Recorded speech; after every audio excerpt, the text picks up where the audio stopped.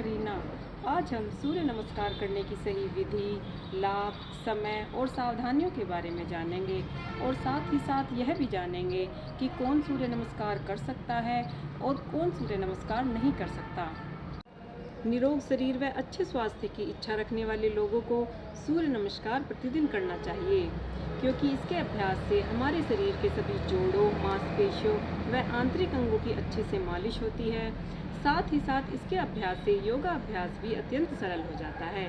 इसीलिए कम समय में अधिक लाभ पाने के लिए सूर्य नमस्कार अत्यंत प्रभावशाली अभ्यास है। वैसे तो सूर्योदय का समय ही सूर्य नमस्कार के लिए सर्वश्रेष्ठ है, क्योंकि इस समय वातावरण शांत व शीतल होता है और साथ ही साथ सुबह की सूर्य की किरणों में विटामिन डी भी होता है। इसीलिए सुबह खाली पेट सूर्य की ओर मुख करके इसका अभ्यास करना चाहिए। लेकिन अगर सुबह न हो पाए तो अन्य समय भी इसका अभ्यास कर सकते हैं, लेकिन तेज़ धूप में इसका अभ्यास नहीं करना चाहिए और खाने के 4 घंटे बाद ही इसका अभ्यास करना चाहिए।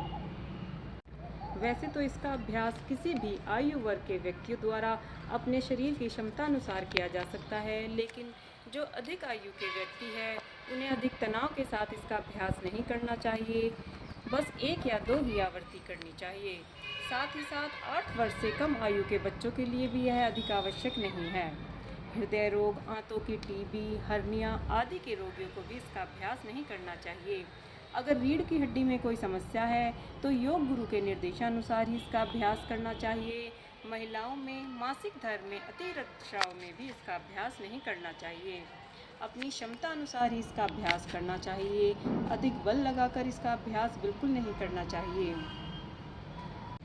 सूर्य नमस्कार अपनी क्षमता अनुसार 2 या 3 आवृत्ति से शुरू करके 12 आवृत्ति तक किया जा सकता है, लेकिन जो पुराने व नियमित अभ्यासी है वे 24 से 54 आवृत्ति तक कर सकते हैं। साथ ही साथ रक्त के शुद्धिकरण या किसी विशेष रोग के उपचार के लिए योग गुरु के निर्देशानुसार इसकी आवृत्ति 108 तक बढ़ाई जा सकती है। यदि एक ही वाक्य में कहा जाए तो सूर्य नमस्कार से शारीरिक, मानसिक व आध्यात्मिक तीनों ही प्रकार के लाभ प्राप्त होते हैं। इसीलिए सूर्य नमस्कार सर्वश्रेष्ठ अभ्यास है। अब हम सूर्य नमस्कार करने की सही विधि को जानते हैं, तो चलिए शुरू करते हैं आज का अभ्यास।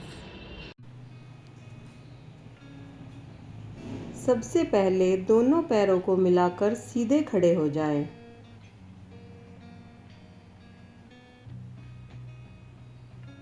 दोनों हथेलियों को सीने के सामने नमस्कार मुद्रा में जोड़कर लंबी गहरी श्वास बाहर छोड़ें। उसी स्थिति में खड़े रहें। श्वास भरते हुए हाथों को सिर के ऊपर उठाइए।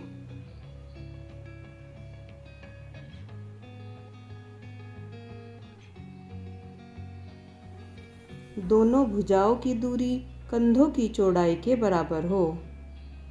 सिर और ऊपरी धड़ को थोड़ा पीछे की ओर झुकाइए।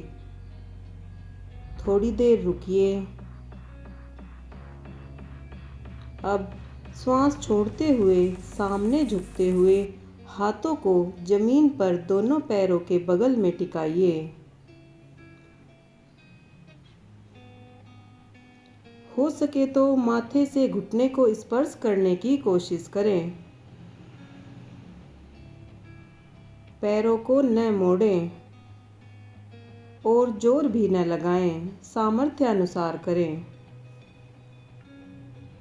अब श्वास भरते हुए बाएं पैर को जितना संभव हो सके उतना पीछे फैलाइए। इसे करते समय दाहिने पैर को केवल घुटने से मोड़िए। हाथों को अपने स्थान पर और स्वयं स्थिर व सीधा रहें। सिर को थोड़ा पीछे की ओर झुका लें। दृष्टि ऊपर की ओर कर लें। श्वास छोड़ते हुए दाएं यानी राइट लेग को सीधा करके बाएं यानी लेफ्ट लेग के पास रखें।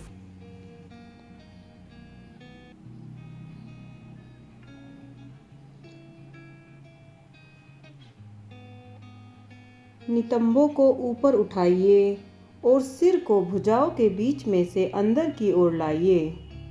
नाभि को देखने का प्रयत्न करें। दोनों पैर एवं भुजाएं पर्वताकार में सीधी रहें। एड़ियों को जमीन से स्पर्श कराने का प्रयास करें।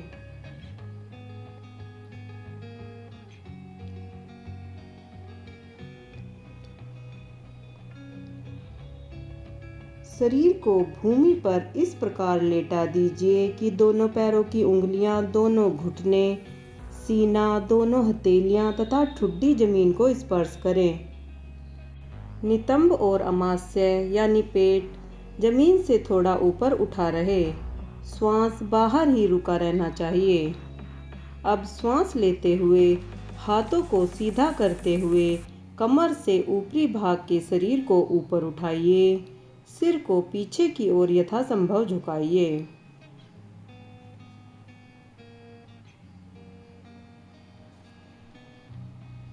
फिर श्वास छोड़ते हुए पर्वतासन में आएं।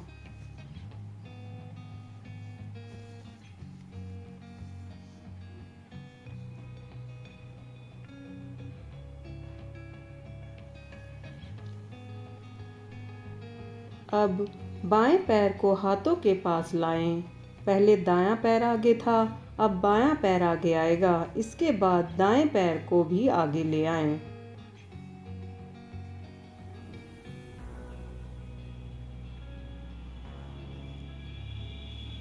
और पादहस्तासन में आएं।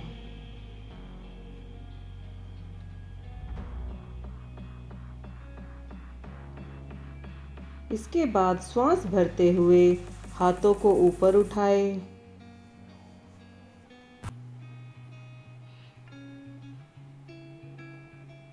और फिर प्रार्थना आसन में आएं। धन्यवाद।